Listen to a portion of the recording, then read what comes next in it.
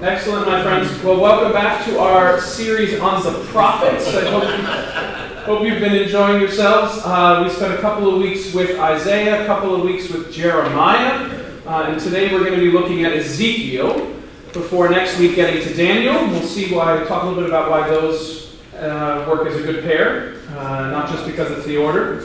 And then we'll be getting in our last couple of weeks, we will spend on what we call the 12. The minor prophets. So I'll talk a little bit more about what's to come at the end, but for right now, we've got a great prophet to talk about today. I'm smiling because Ezekiel, one of my favorite sort of study Bibles, commentaries on the Old Testament, is the newly translated production that came out from Roger Alter, who's a poet and writer, as well as a scholar of Hebrew literature. So he went and did an entire translation of the Old Testament. It was sort of his magnum opus, big, thick works here. And he was trying to capture not just the accuracy of the language, but the intent, the spirit, not just the letter of the Hebrew. So his translations are often very interesting, very beautiful, very thoughtful, and in some ways capture the text better than a direct translation, let's say. But he has this to say about Ezekiel, that he was surely the strangest of all the prophets, and clearly not a stable person. So that's what we have to look forward to today, although there are some scholars who would challenge that a little bit as far as the purpose of these ecstatic visions that Ezekiel had, really just sort of like paranormal experiences that he was capturing and reciting. And they were so bizarre, so strange, and some of them so graphic that in some Jewish traditions, the book was sort of given a warning that it was not to be read until you were 30.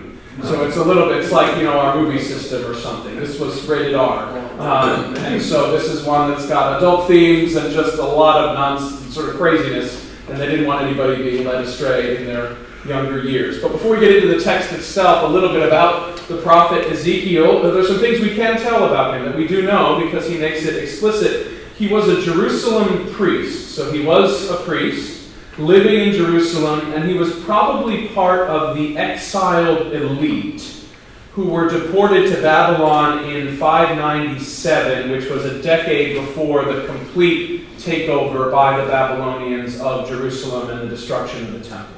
So just to remind us a little bit here, this period of exile, right? Remember when we were talking about Isaiah, Jeremiah, this was his sort of milieu as well. Ezekiel is in that period of time where when the Babylonians, King Nebuchadnezzar II comes in and starts besieging the city, surrounding it, making it difficult for anybody to get in or out, eventually takes over the city. And the first thing they do, as is often the case, the first thing you do when you sort of are fomenting a revolution is you try to sort of get rid of all the elites, right? All the people in power, all the people with money, all the people with influence. They're the first ones to go because they're the ones who could most clearly directly challenge you.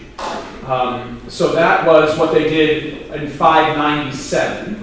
And they took that population, which was a sizable chunk of the people living in and around Jerusalem at that time, and they sent them into exile ahead of time and kept all the sort of plebeians, if you will. They said, well, we can manage them. They then put a little puppet king in place, the Babylonians did, and eventually he also tried to rebel. And then they said, you know what, done with this, let's just wipe them clean. So they took everybody except for the poorest of the poor, the lowest of the low in that society, and they sent them into exile in Babylon, and they just destroyed pretty much everything. So that is the beginning of the full exile, but that 597 to 586 period is when Ezekiel is living away and watching the gradual diminishment and destruction of his homeland as well. So some of these questions that I think we've raised before, but the exile was existentially challenging to the people of Israel because so much of their understanding of the covenant and the relationship they had with God was based upon this promised land, on Jerusalem, on the everything kind of working out right if they did right. And now everything went wrong.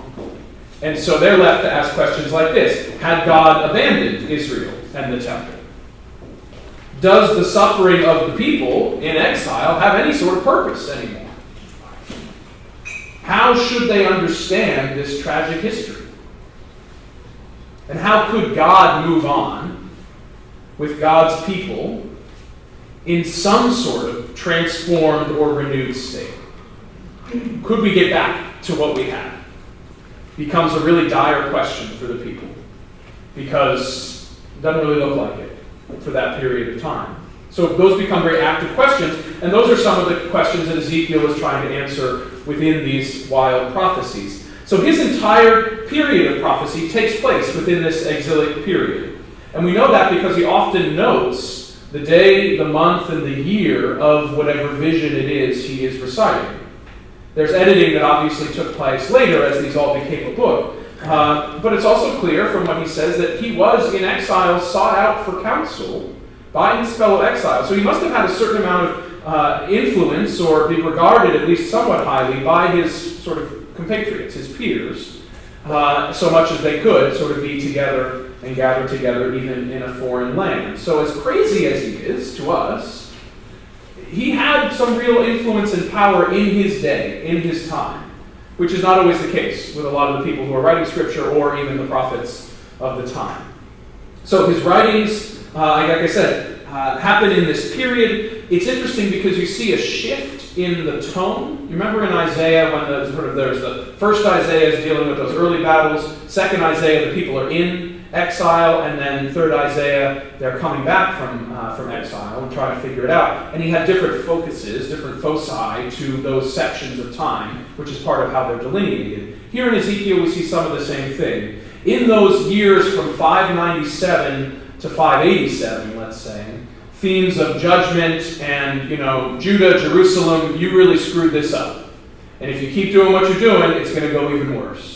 So a lot of condemnation, a lot of blaming, shaming, all that stuff. After 586, when the whole thing is destroyed, there are tones of, there's actually a significant shift towards hope, restoration, maybe encouragement in his own weird way. So you do see a shift once things have really gone bad. It doesn't make sense to keep beating the dead horse, right? So he does sort of change tone, change focus a little bit. He's very concerned throughout the book, and if you read the whole text, we're not actually going to read too many sections that focus on this, but Ezekiel, being a priest, is very focused on what you'd call sort of the Levitical priesthood, the holiness code, the purity laws of the Old Testament, and how they're basically not being followed. And he draws a pretty direct line between the lack of following those laws and the destruction of their people. So he's saying, we kind of brought this on ourselves. But if you read the whole text, you'll see an obsession, almost an obsession, with impurity and purity, and how he's hoping that we can, get back to a more pure state, so to speak. He also does have, we talked about in Isaiah, one of the focuses of Isaiah being the Zion theology, the idea of being in Jerusalem, in the land, was central to the identity of the people. You remember us talking about that? That being a sort of thing, it's like, we got to get back to there, because there is our space, and that is where God is and where God meets us. Ezekiel's working within that same tradition, but he has to start to challenge, he does start to challenge that a little bit, and that sort of presumption that God exists only in the temple and that land. And what he does to try to square this circle is he develops more of what we would call an eschatological, an end times, almost apocalyptic understanding of when these things will actually be restored and how they will be restored. So the last vision that we will look at today talks about a rebuilding of a new temple, which then that idea, and the Son of Man coming and showing how to do this, and it's an image from the St. John's Bible that literally makes your eyes just sort of radiate. But he does that so that he can start to kind of say, well, that's what the real full restoration is, and that still keeps the promise, but maybe we shouldn't hold on so much to sort of a here and now restoration in this time. So that then prefigures books like Daniel, which have a strong section of apocalyptic visions in literature, and then also the book of Revelation, right? At the end of the New Testament, the new heaven, the new earth, and Jerusalem, coming together to meet, and that is where all God's promises come true. So Ezekiel's influence is felt all the way through that time and place as well. Some other themes from the book, there's this theology of movement for Ezekiel. He's often being picked up and moved to a place to go see things, forcibly transported by God to receive his visions. And a lot of the visions themselves have to do with movement. And we'll see that in the first vision, the opening vision of the chariot. And so you wonder, what does that mean? Why such a focus on movement there? And you wonder if there's something that he's trying to say, we have been forcibly picked up and moved. And the question is, can God move with us? How is God moving now? What is God's flexibility? Can God venture into a foreign land and still be with us? And could God return to that land the same way that we are trying to return? Because of his focus on because of his focus on purity and those purity laws, he has a lot of time talking about individual behavior, not just the corporate behavior of the people of Israel, but individuals, how they're living, and he believes that God will respond to the Israelites individually according to their deeds, which is a slightly different understanding than perhaps some others have, which says basically a group grade that you get. If you're doing well as a group, you're okay. If you're not doing well as a group, you're not okay. The individual role in all that was not always highlighted by everybody in the Old Testament. So that's somewhat particular to Ezekiel. And as I said before, he was not afraid to say that the people deserved to be obliterated. And yet, also not to leave them without any sense of hope. And that's when we'll get to that vision of those dry bones, right, who will live again with the Spirit of God being breathed into them. Mostly, though, this is back to altar, he is in a God-intoxicated derangement, often seized by the Spirit, almost, psychologically. Interestingly, he's not a great writer. He's not like Isaiah in terms of his poetry. A lot is written in prose. There's a lot of repetition. The power for Ezekiel is in the wildness of the visions, this sort of hallucinatory communication of things you're just sort of reading, and you're like, you can't even imagine it. Because he's trying to present, things like the glory of God. What does that look like? And so he just basically is throwing a lot of stuff up there. And again, similar ideas, similar ways, similar themes that you see in this sort of sense of like Revelation when you read those and you're like, this is wild. Like, this is some nutty stuff. Ezekiel was sort of the first one to claim all that, pushing things to the limits of their expression and trying to capture in words these visions of God. So to start us out, I'm actually blocking this out intentionally, so I didn't leave it there, because I want us to read this first vision from Ezekiel 1, which is how the whole book opens. And I'm going to read it through, somewhat slowly.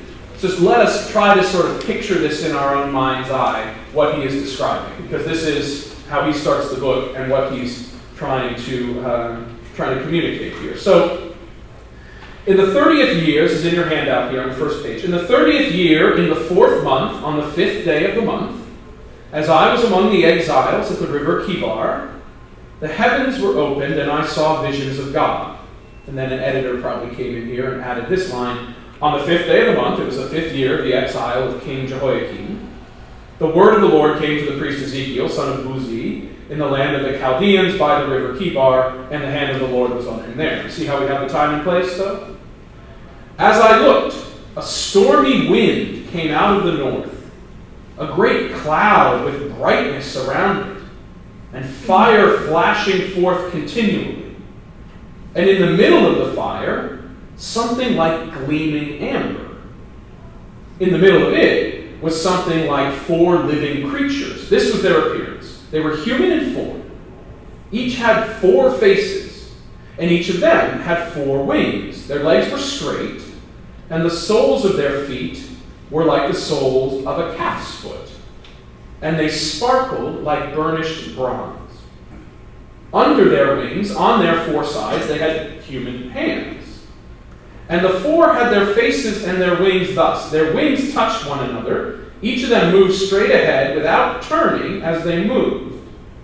As for the appearance of their faces, the four had the face of a human being, the face of a lion on the right side, the face of an ox on the left side, and the face of an eagle. Such were their faces. You following here so far? In the middle of the living creatures, there was something that looked like burning coals of fire, like torches moving to and fro among the living creatures. The fire was bright, and lightning issued from the fire. The living creatures darted to and fro like a flash of lightning. Are you seeing this? As I looked at the living creatures, I saw a wheel on the earth beside the living creatures, one for each of the four of them. Their appearance, the wheels, was like the gleaming of beryl, their construction being something like a wheel within a wheel. When they moved in any of the four directions without veering as they moved. We're sort of getting into Star Wars here, right? Their rims were tall and awesome, for the rims of all four were filled with eyes all around the outside of the wheels. He goes on and talks about a dome. And above the dome, above their heads, there was something like a throne, in appearance like sapphire. And seated above the likeness of a throne was something that seemed like a human form. Upwards from what appeared like the loins, I saw something like gleaming amber, something that looked like fire enclosed all around. And downwards from what looked like the loins, I saw something that looked like fire, and there was splendor all around. Like the bow in the cloud on a rainy day, such was the appearance of the splendor all around. This was the appearance of the likeness of the glory of God. Stay on the front page for a second. So he says, this is what the glory of God looks like, right? You've got these wild creatures, just bizarre. You've got light flashing everywhere. You've got this movement that sort of like they move forward, but they don't turn, and they seem to be moving in different planes, the wheels and everything. So this is like chapter 1. This is what he hits you with right off the bat. Right? So this is what he's like. He's having this vision that he's trying to communicate in words, and it's a really... I don't know if he finds it challenging, frankly, but to read and to imagine is challenging. So the St. John's Bible folks couldn't not tackle some of this. So they tried, but if you read sort of the descriptions behind it, this is by Donald Jackson. I think the Ezekiel ones, I think all of them are by Donald Jackson, who conceived of the whole project. And here's the one for this vision here, which he's done. And you can see these are the creatures, and I know that the sharpness of the image is not perfect, but these are the creatures. And he said he couldn't quite capture this, what he was writing, but he wanted to get these four faces, and he used sort of almost death masks from the sort of Babylonian age that would have been in like on sarcophagi or things like that for the human faces up top. But then you can see sort of outlined the eagles here, and you can see the boars and the lions around the outside, and you start to see these eyes sort of falling on top of each other there. And so you've got all of that mixed together. In the meantime, what do you see sort of around the corners? Because you see some of the rainbow, right? And up above, if you can find it here, something like that throne.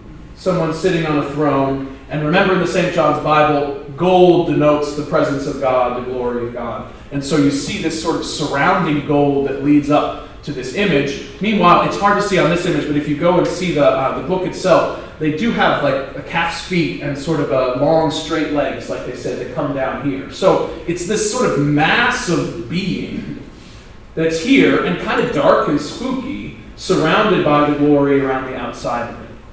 In the meantime, you see these wheels that are sort of stamps taken from reliefs from that age and that time and place. What did the wheels look like? And if you get really close to some of the better ones, they do have these little eyes that go around the outside. But they have this sort of wheel within a wheel, and it's turning all together here. If you turn your page now, you'll hear, we're going to read just briefly Ezekiel's call. Remember Isaiah's call, Jeremiah's call, and most prophets have a call story. And this is his call, and I'm going to read this now because this image over here has to do with that on the edge, in the margins here, as you come. But this is where we are now. So this is chapter 2 now. So he says, When I saw it, he talks about what he just wrote, when I saw all that, I fell on my face, and I heard the voice of someone speak. He said to me, O mortal, stand up on your feet, and I will speak with you. And when he spoke to me, a spirit entered into me and set me on my feet, and I heard him speaking to me. He said, Mortal, I am sending you to the people of Israel, to a nation of rebels who have rebelled against me. That's how he's categorizing them. They and their ancestors have transgressed against me to this very day. The descendants are impudent and stubborn. I am sending you to them. And you shall say to them, Thus says the Lord. Whether they hear or refuse to hear, for they are a rebellious house, they shall know that there has been a prophet among them. Because he can say, Thus says the Lord, right? Speaking for God. But you, mortal, hear what I say to you. You do not be rebellious like that rebellious house. Open your mouth and eat what I give you. I looked, and a hand was stretched out to me, and a written scroll was in it. And he spread it before me. It had writing on the front. You see it coming down there? It had writing on the front. Where do we go here? He spread it out to me, and written scroll was in it. He spread it before me. It had writing on the front and on the back, and written on it were the words of lamentation and mourning and woe. He said to me, O mortal, eat what is offered to you. Eat this scroll, and go speak to the house of Israel. So I opened my mouth, and he gave me the scroll to eat. He said to me, Mortal, eat this scroll that I give you, and fill your stomach with it. Then I ate it, and in my mouth it was as sweet as honey. He said to me, Mortal, go to the house of Israel and speak my very words to them. So that's a little bit of what's going on here in the corner. You've got the scroll coming down, and these are the Hebrew words for mourning, lamentation, and woe. And then you've got Ezekiel sitting there, sort of eating the scroll, which is probably the least bizarre of the things that Ezekiel does within the course of the book. But it's still a rather bizarre way to sort of incarnate the call of a prophet, right? And here we get into an interesting dynamic. One second. We get into an interesting dynamic, which is the extremity of these visions, and really the behavior which follows them. And I'll list some more weird things that Ezekiel does later. There are some scholars who say maybe he's not as crazy as we think. Maybe he's using this as sort of a hyperbolic way of articulating the call of a prophet, right? Maybe we need to take him seriously, not literally, and be able to say, Ezekiel didn't really eat a scroll. But he had to sort of ingest the words of God to be able to then regurgitate or reproduce the words of God as a prophet. So there is that line of thinking as well. But sometimes it's fun to think this guy was really off his rocker. Paige, question?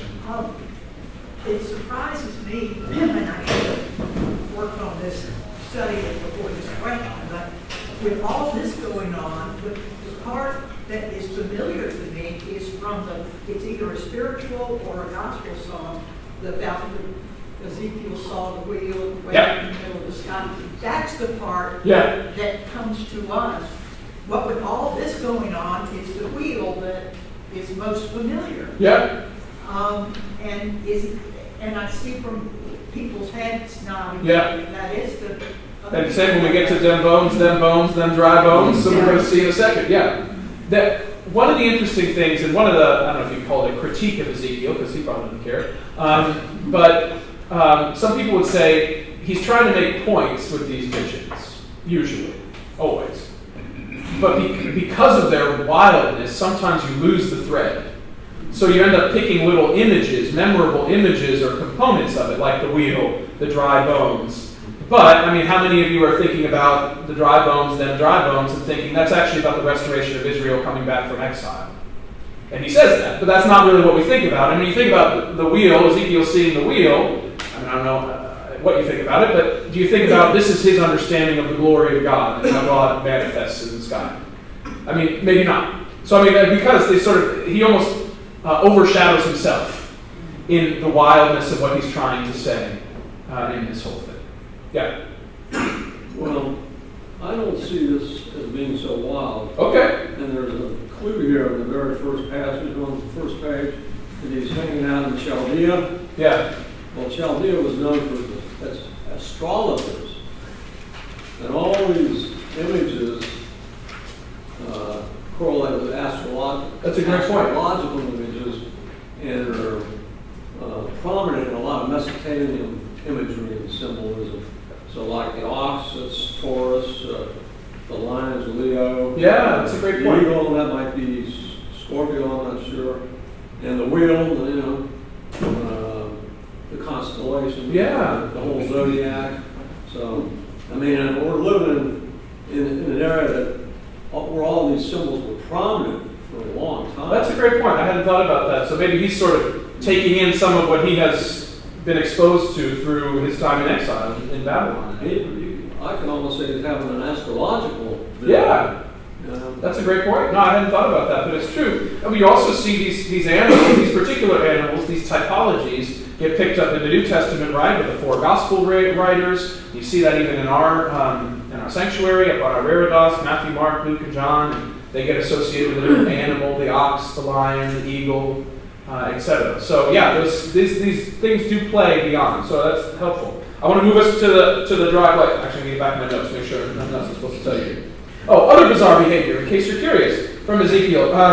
He's told to build a model of Jerusalem with like a brick and a pan, and so he basically is playing in the dirt and trying to explain to people how this is all going to go, which people are like, this is strange. Then he has a time where he lies on one side for more than 390 days without rolling over, and then 40 on the other side, because he thinks that's what God is telling him to do. That's sort of his hunger strike, if you will. So that's kind of strange. His wife dies, and God says, don't mourn. It's okay. You didn't need her anyway. How many kids? I mean, so there's just some weird stuff going on with this guy. But again, questioning, a number of scholars questioning whether these are just sort of more literary images or devices to make a point. Some will even say they're theologically very important. But again, we should take them seriously, not literally. And one more thing before we get into some more of the visions and stuff. This book is one of the more self-conscious books of the Old Testament. What I mean is, it was written down like on purpose. These stories, these visions probably existed orally first, as most things did, but they made a point to catalog them and keep them.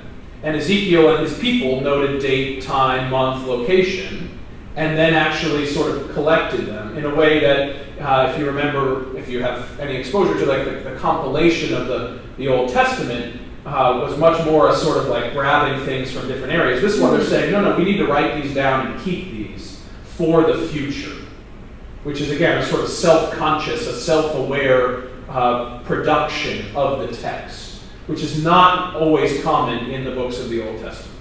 Okay, so his visions and instructions were written for this future time. They were then collected, they were protected, and they took care, like I said, to chronicle their entries in a way others did not. Just briefly, if you want to think about it, the outline of the book itself, there are four main sections.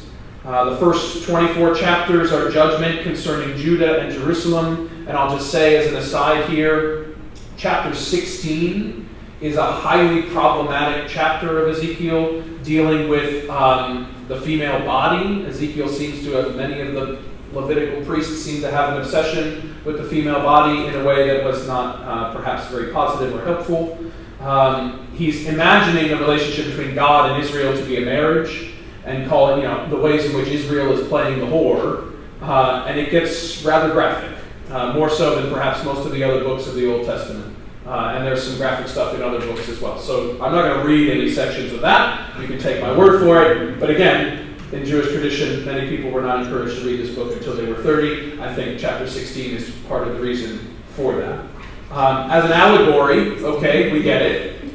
But such explicitness really is unique in the Bible. It's usually more suggestive, more artful, more alluded to. Think sort of Song of Songs. That's the sort of, more lovely. This is pretty brutal and pretty gross in terms of what it's, how it is articulating the degeneration of the relationship between God and God's people.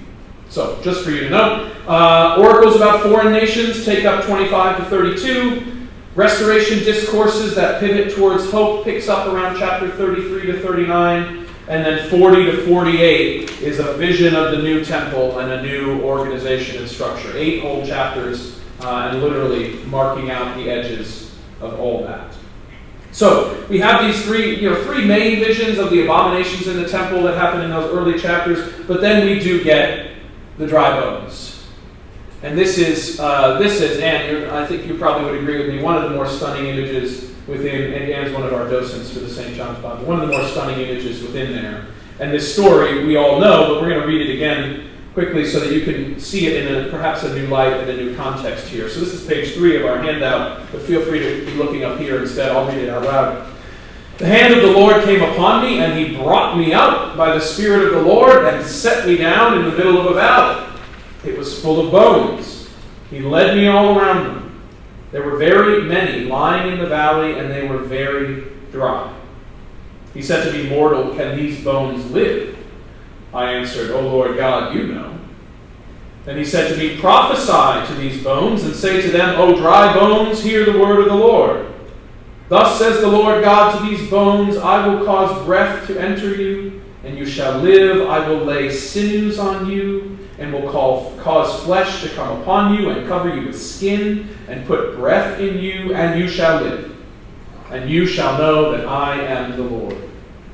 So I prophesied, as I had been commanded. And as I prophesied, suddenly there was a noise, a rattling, and the bones came together, bone to its bone.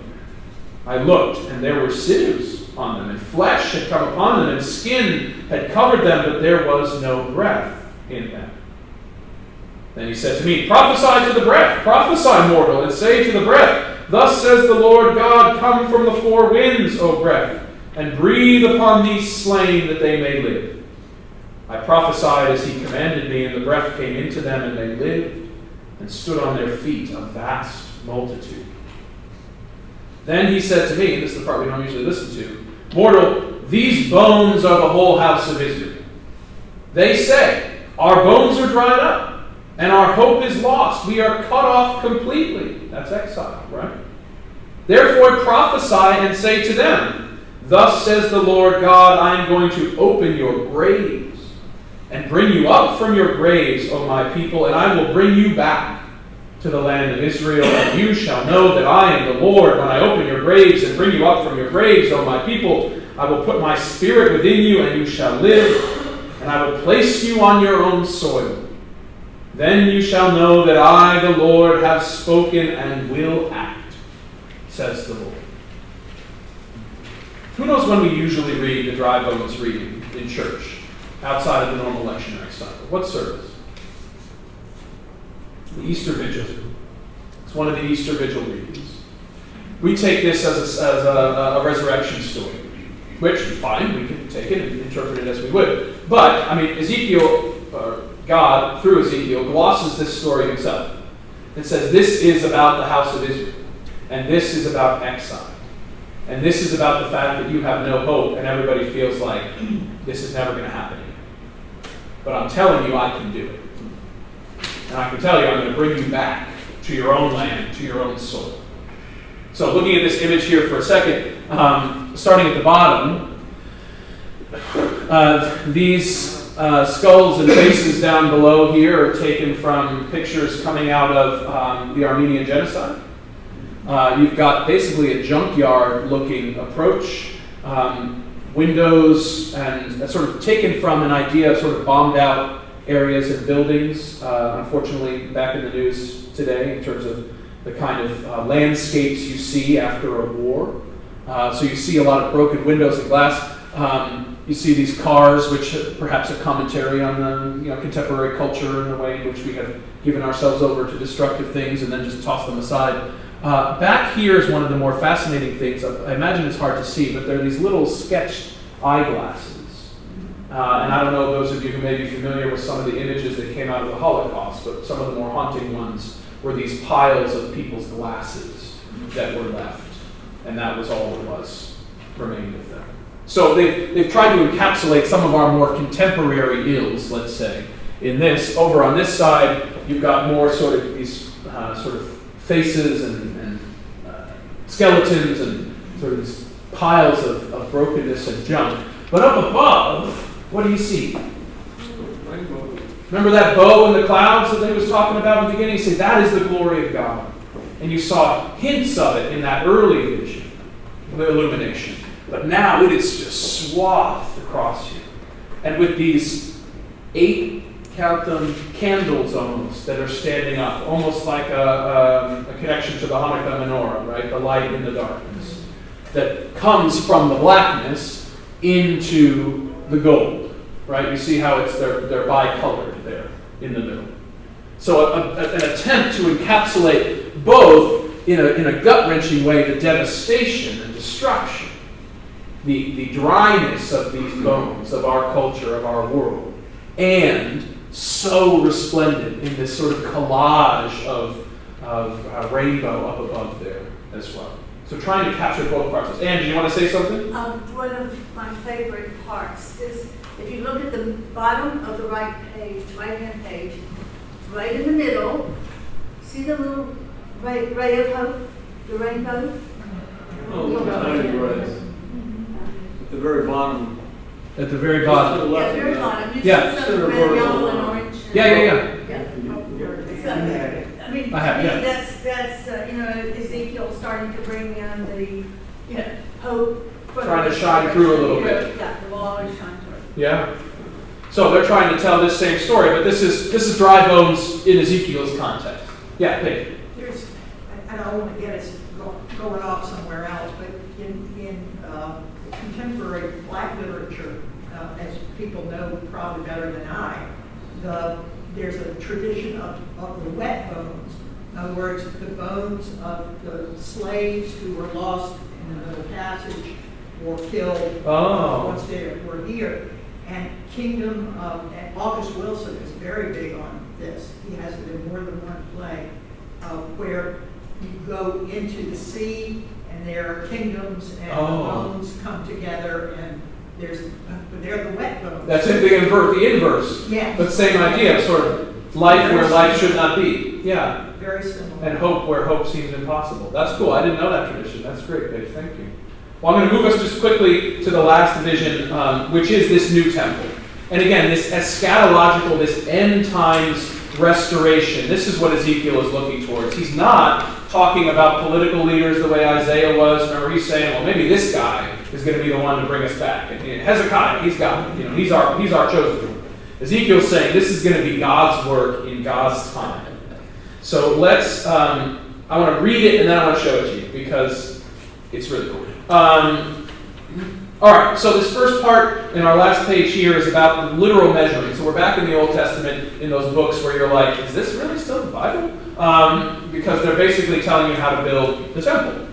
When he had finished measuring the interior of the temple, this is his sort of companion angel revelatory prophet here, he led me out by the gate that faces east and measured the temple area all around. He measured the east side with the measuring reed, 500 cubits by the measuring reed. Then he turned and measured the north side, 500 cubits by the measuring reed. Then he turned and measured the south side, 500 cubits by the measuring reed. Then he turned to the west side and measured 500 cubits by the measuring reed. He measured it on the 4 sides. It had a wall around it, 500 cubits long and 500 cubits wide, to make a separation between the holy and the common. Then he brought me to the gate facing east. And there the glory of the God of Israel was coming from the east. The sound was like the sound of mighty waters, and the earth shone with its glory. The vision I saw was like the vision that I had seen when he came to destroy the city, and like the vision I had seen by the river, Kidron. And I fell upon my face. As the glory of the Lord entered the temple by the gate facing east, the Spirit lifted me up and brought me into the inner court, and the glory of the Lord filled the temple. As for you, mortal, describe the temple to the house of Israel, and let them measure the pattern, and let them be ashamed of their iniquities. When they are ashamed of all that they have done, make known to them the plan of the temple, its arrangement, its exits and its entrances, and its whole form, all its ordinances and its entire plan, and all its laws, and write it down in their sight, so that they may observe and follow the entire plan and all its ordinances. This is the law of the temple. The whole territory on the top of the mountain all around shall be most holy. This is the law of the temple. This is the image of the temple, which is pretty cool. The reproduction of it, I don't know if your eyes can do it here, seeing it far away like this, but in the book, when you turn to this, it literally gives you that sort of like those things are moving because of the way your eyes are trying to process the different colors here. But you've got, they measured it out, right? This is the temple as he goes through it, and there's a lot more than what I gave you to the details of measurement. And then you see it is just, tie-dye with rainbow colors. And here's your east gate, where the glory of the Lord is coming up, and it's out of the river here, and you've got fish, and you've got birds, and you've got life springing forth, like Eden again, like the after the flood. That idea. These images and reliefs are taken from the time and place. Drawings on the walls in Babylon and stuff. They had, herons like that. And you have north, south, east, west, sort of laid out like that. And you can go in more detail to the little specific areas, but this is how it's all supposed to be laid out. And the point here is this glorious vision, which is just wild to look at. But the point really here is this is Ezekiel's answer to the problem of exile. They're trying to solve for the problem of, will God go back, and what will it be like when God does? And it is this. It is this glorious return of the splendor of God into the temple, and the rebuilding and the re-inhabiting and the following of the laws. Again, Ezekiel was a priest. The following of the laws, so that will be the full restoration in time and place. Which again is a different way of solving that problem than some of the other prophets. You're seeing a move here, and you'll see it in Daniel as well, to this eschatological, meaning end times, this apocalyptic restoration of when the story is going to be set right. Which is different than some of the other guys who said we just have to wait it out, or this leader is going to get us back there, and then, Ezra and Nehemiah, we're going to rebuild the temple, and it'll be like our job to do it. This is changing that story a little bit. All right, so I commend to you this vision. I commend to you the book itself. It is a hugely influential book in that very reason of pushing the answers further out into sort of this God-time, miraculous, paranormal experience of God re-entering the temple and just blowing everybody away with glory. And again, Daniel and Revelation, even parts of the Gospels, you'll see this as well. It is a little puzzling as a book if you go to read through the whole thing. As we said, he's puzzling as a person. The book itself is puzzling. It's not as easy to read as some of the others. But as we said, he was thought of very highly. The book was preserved and protected, so it had a great deal of value to the folks in the time. I would say it probably has less standing today than it did then. It's not considered one that we sort of go to every day to say, I just want to read a few passages from Ezekiel to start my day. Because it's weird. And it's a little bit, more than a little bit, problematic. But it gave us some really memorable visions that have stuck with us. The wheel, the dry bones, the temple. And at the same time, it perfect. I think Ezekiel encapsulates, and this is from Alter, that there is much in these visions that reminds us of the dangerous and dark side of prophecy. Because to announce authoritatively that the words one speaks are the words of God is an audacious act. Inevitably, what is reported as divine speech reaches us through the refracting prism of the prophet's sensibility and psychology. Hence the focus on the purity and the condemnation of people in pretty explicit terms. And the words and images represented as God's urgent message may sometimes be distorted in eerie ways. So that's how Alter would read Ezekiel, with a little bit of a strong note of caution at the end there, but with an embrace of the wildness and an embrace of the fact that Ezekiel kind of broke the mold here, and that led to a whole new way of thinking about the way in which these promises to the people of Israel would be fulfilled. All right, we have like 1-2 minutes for questions, comments, anything else? Keith, yeah. When you say altar, you're talking about? Roger Alter, Alter, the Hebrew Bible scholar and professor of literature out at Cal Berkeley, I think, retired now. His translation, this sort of has a study Bible. It's big, but it's a lot of fun. Other questions, comments on Ezekiel? Other than those memorable images, that people spend a lot of time thinking about Ezekiel? To my earlier point. Andrew, yeah. Well, there is, as you briefly mentioned, there's one passage where he very graphically and visually compares Israel to an adulterous wife. Right. You're exactly right. And that one, like most times, the shock and awe value sort of gets it out of the, brings it to the headline. Yeah, that's true. Frank. In Portugal, there is an absolutely stunningly beautiful classic Gothic cathedral with the flying duchesses, and the entire cathedral on the interior is decorated with skeletons, Oh. dry bones. And the docents talked about how for people at the time of the plague, they came to worship and they were able to have visions of the life following death. Oh, interesting. It's an incredibly powerful experience. The entire cathedral is dark, the altar is dark, except for the light. It's quite an amazing and profound experience to actually see it. Yeah, and in some ways Ezekiel helps prepare us for that by sort of keying us into these images that will really sort of stick with us, these dry bones that are all scattered like a pile, like twigs. And yet they can be reconnected, reinvigorated. Anything else before we say goodbye for today? So Daniel next week, more wildness, lions' dens and all that. And then we're on to the 12. And we'll explain more about who the 12 are and why they're important as well. The minor prophets there. Thank you. Hope you enjoyed learning a little bit about Ezekiel. Yes, Yeah.